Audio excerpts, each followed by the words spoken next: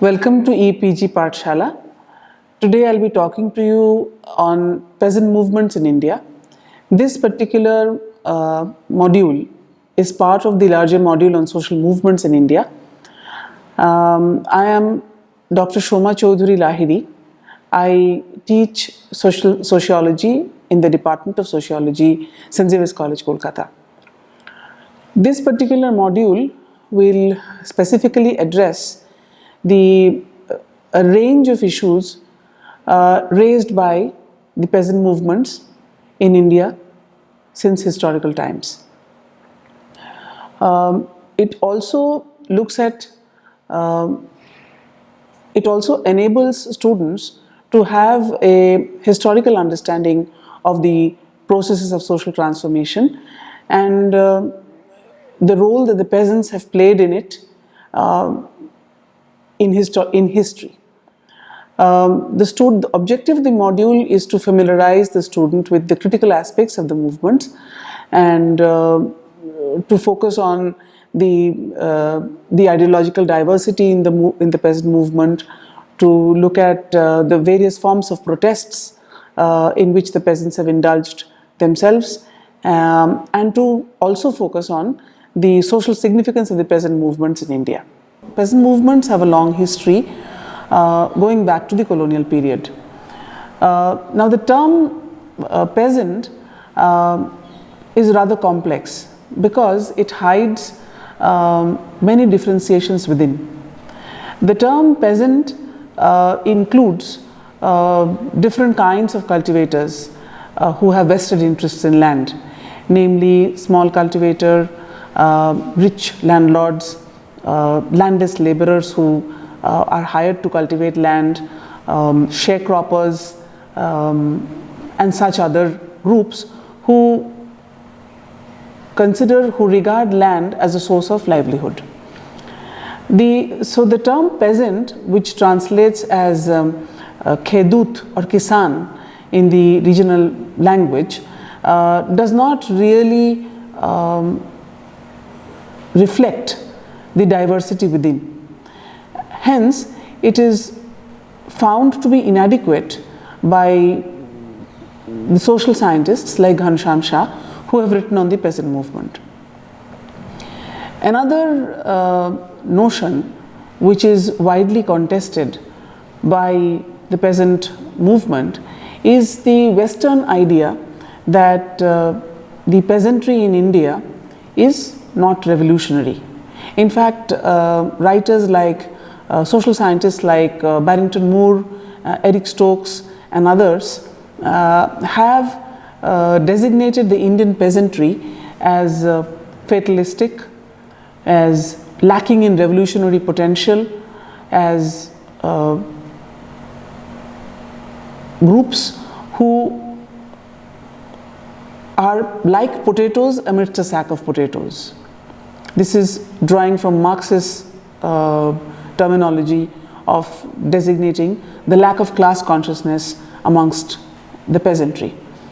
However, a number of studies, namely by D.N. Dhanagre, by Kathleen Gao, by A.R. Desai, and such other social scientists who have documented various struggles, peasant struggles, in different parts of the country, right from the colonial times, show that this has not been really the case.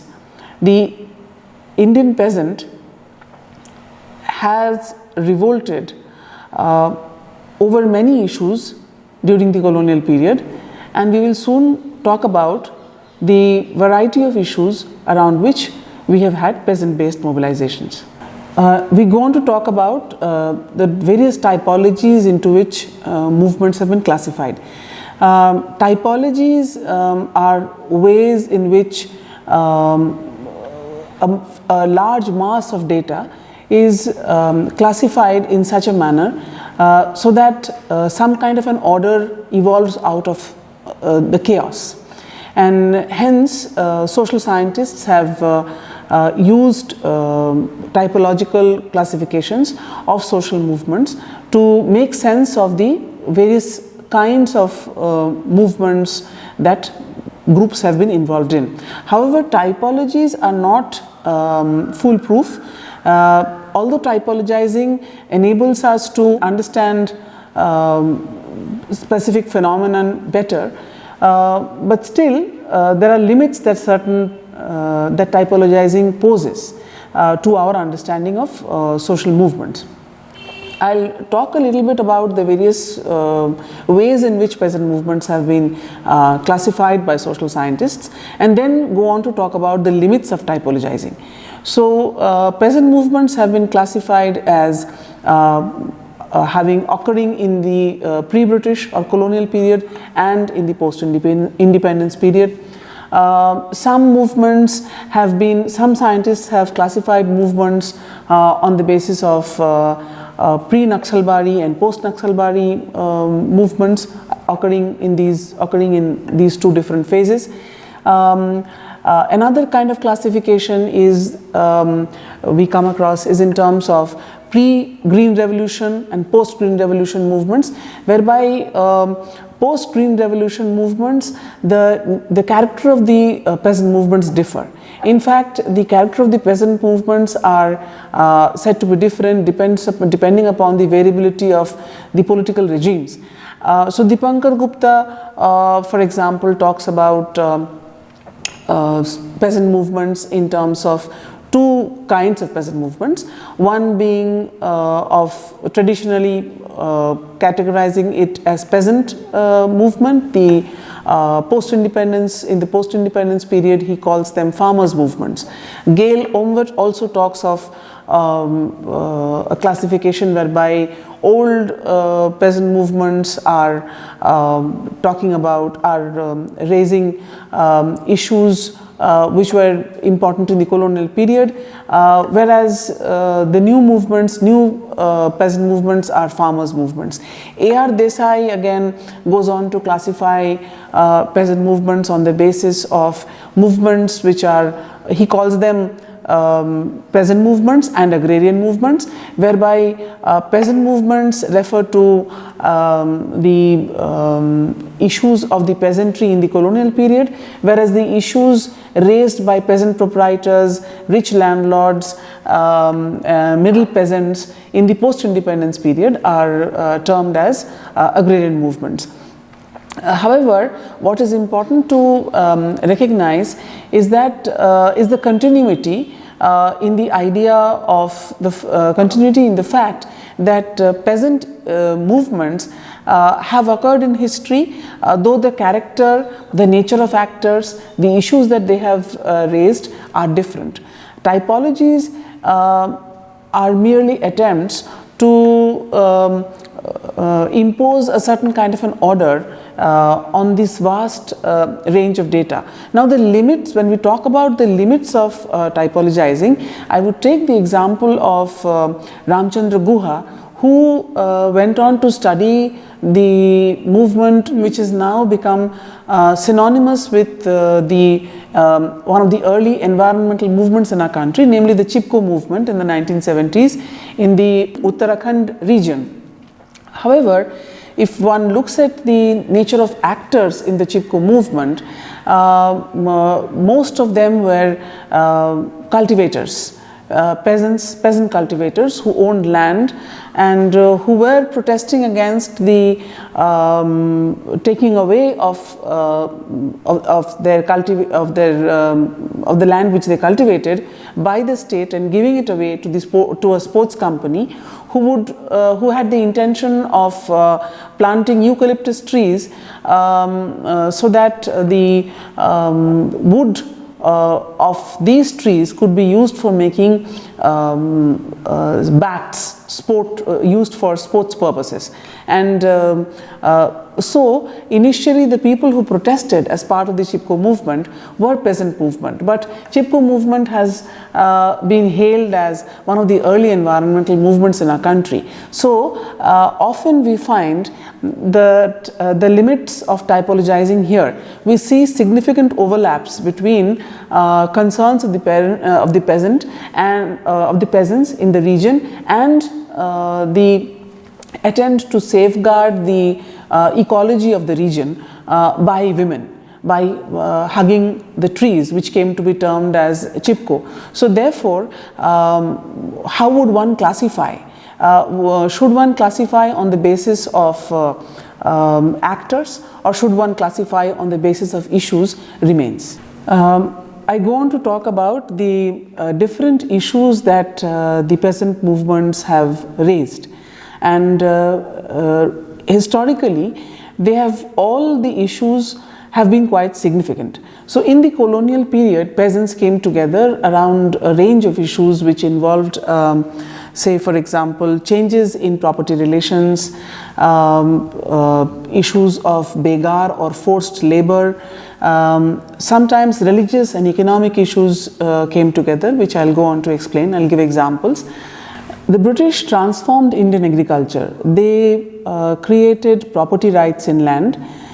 They also commercialized they commercialized land, and which changed the relations that people had in around land, and they inserted the Indian economy, which was based on the subsistence mode of production, into the capitalist market economy, and gradually the reciprocal relations, subsistent relations gave way to more exploitative relations, which were based on the notion of profit, emergence of new classes like the class of zamindars in different parts of the country, and that sort of brought peasants together, pitted the peasant cultivators against each other, led to the emergence of categories of middle peasant, landless laborer. It created rights in land. So that is one kind of protest that we see in the colonial period. Another kind of protest that one witnesses in the colonial period was around the issue of famine. Famine was a recurrent part of social life, and often the people who were worst affected were the rural poor, and they, along with issues like forced labor or begar, in which the rural peasantry was involved, often brought them together, and they protested in different parts of the country. Forced labor was used to construct roads, to construct dams, to supply water, and to the landlords, to the kings, and this has been a regular feature. Protest against begar has been a regular feature in colonial period. Another kind of reason for protest was rise of prices of food grains, inferior quality food grains which were supplied to the peasant, to the rural poor, also brought them together during periods of scarcity and famine, and many peasant movements occurred as a result. Immediate reasons could also be the coming together of religious and economic issues, as one witnesses in the Malabar region, where the peasant movements were often given a communal color, where Muslim peasants rose up against Hindu landlords, but such divisions were not very clear, because the peasantry was also protesting against Muslim landlords in certain cases. In post-independence period, the nature of the peasant movement changed. The issues, some of the issues continued, while new forms of conflict emerged. But what is significant about the peasant movement are two very interesting phenomena. One is the way in which the peasant movements were linked to the larger national movement by the initiative of Mahatma Gandhi and Sardar Patel. For example, in the Champaran Satyagraha and in the Kheda Satyagraha, they urged the peasants to participate in social reform, to build schools, to work for the larger good, and so on. And the second interesting dimension about the peasant participation or peasant protests was the participation of women in peasant movements. For example, in Awadh, Kapil Kumar has documented that women participated in large numbers. In Telangana, women participated in large numbers. In Tebhaga, also Tebhaga movement in Bengal, women participated in large numbers, came together to form Nari Bahini, or troops of women, and because the women were paid less. Women worked on land, but they were paid less. So they were protesting against these patriarchal norms.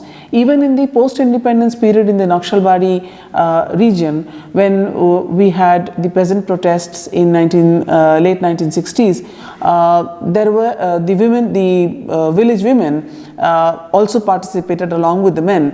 And what attracted the participation of women was the fact that the peasant movements in certain cases like Telangana and Naxalbari and Tebhaga, they were challenging not only the exploitative structure in which the peasants found themselves, but also the patriarchal norms which the women had to, which the women challenged. So these movements provided a context for even challenging patriarchal norms which were exploitative towards the women. Peasant movement in the post-independence period takes on a different character.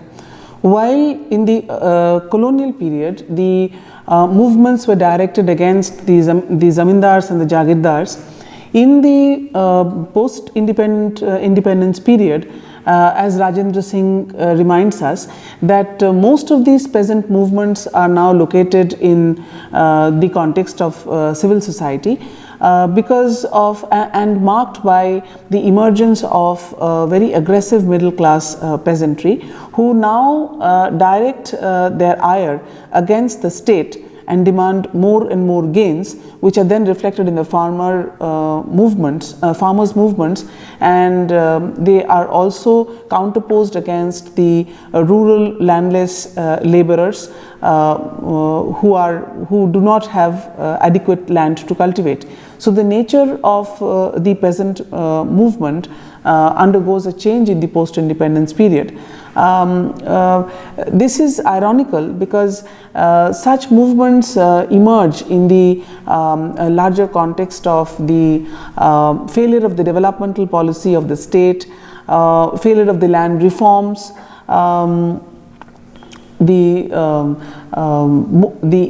increasing democratic participation of people, the emergence of new kinds of conflicts, the emergence of new classes of people like the middle peasants, who are then not satisfied with whatever the state has given them. They are the new kulaks, and they are willing to pressurize the state into granting them remunerative prices, into granting them subsidies, and they have lowering the electricity prices, and they forge links with the the category of the landlords, and they are willing to press further.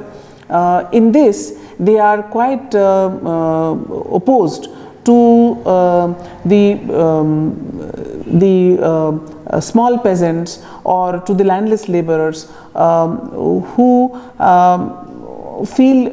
then feel oppressed by the middle peasant category itself. The middle peasant as a category had a lot of potential, but they join hands with the rich peasants, and they launch different kinds of movements in the post-independence period. The context is such that there is large-scale commercialization of agriculture, but this commercialization of agriculture does not affect the fate of peasantry as a whole. It affects some categories of peasants positively, while it leaves out a large category of small peasants and landless laborers whose vested interests also lie in land.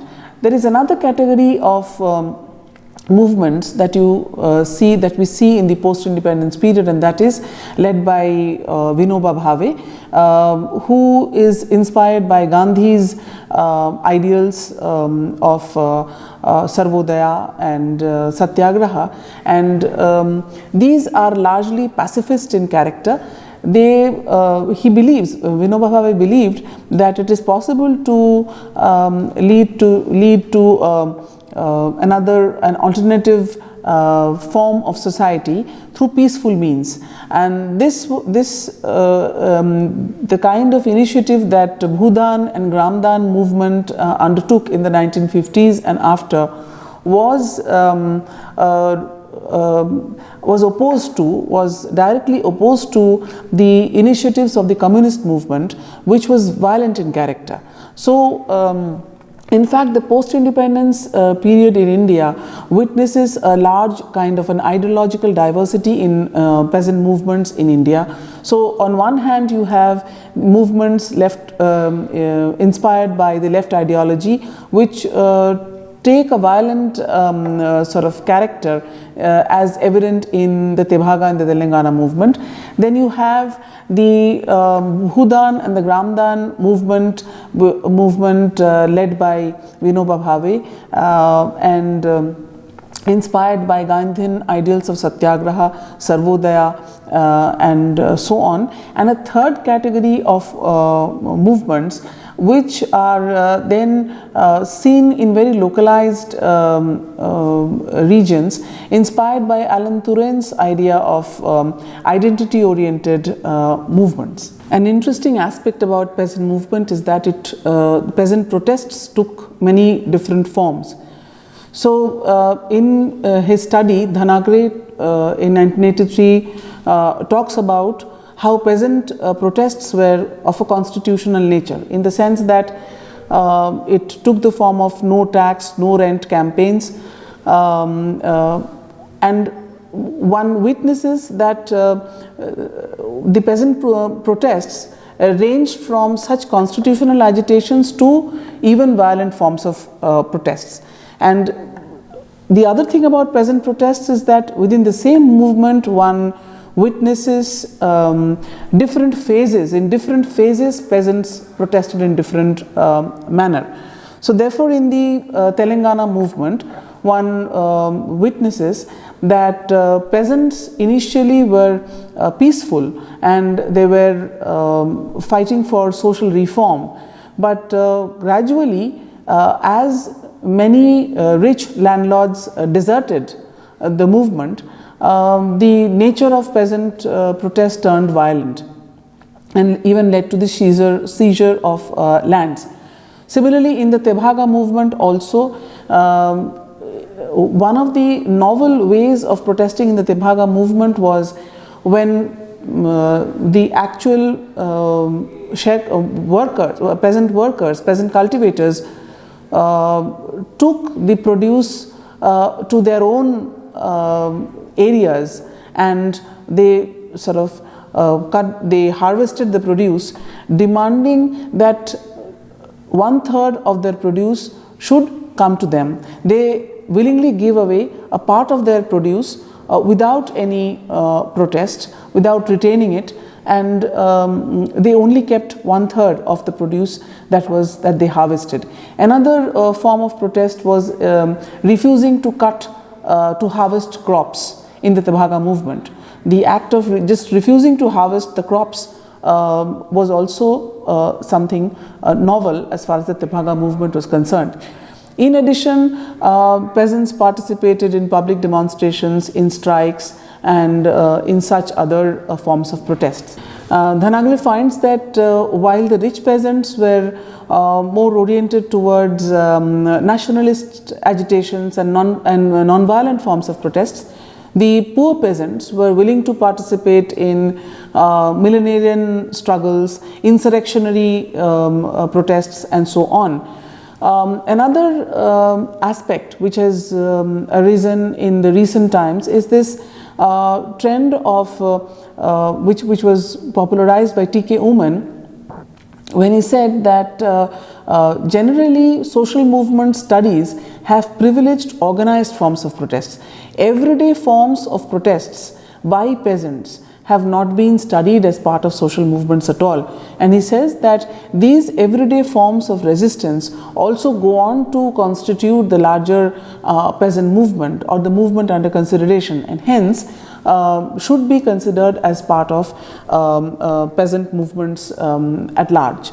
Now, in order to, if I were to sum up the peasant movements, there are a few issues that the peasant movements sort of have brought to light. One of the things which remains significant is the fact that the peasant movements have effectively challenged certain myths, certain dominant understanding regarding the category of the Indian peasant.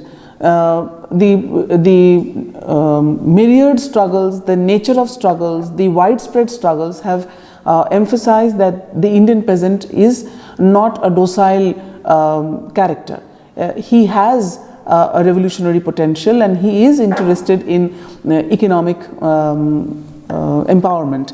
The other category, the other thing that the peasant movements have brought to light is that historically, as a historical category, what was thought, what was alleged, that the peasant as a category is about to vanish with modernization, is not going to happen. As long as land continues to be the source of subsistence, peasants as a category will also continue. In fact, new forms of peasant movements are being seen as all around the world.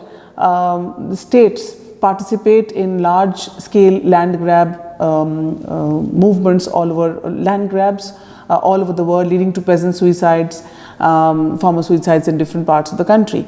The most important thing about the peasant movement today is the fact that it foregrounds the idea of intersectionality. So it is not only about, peasant movements today are not only about peasants. They also involve other categories of people like tribals, like indigenous people, like backward castes, people of the backward castes who are involved in land-based issues, and hence what characterizes the peasant movement is an intersectionality of interests, and that's where the significance and the future of social movements lie. For more information on peasant movements, please visit the EPG Pathshala website and apprise yourself. Thank you.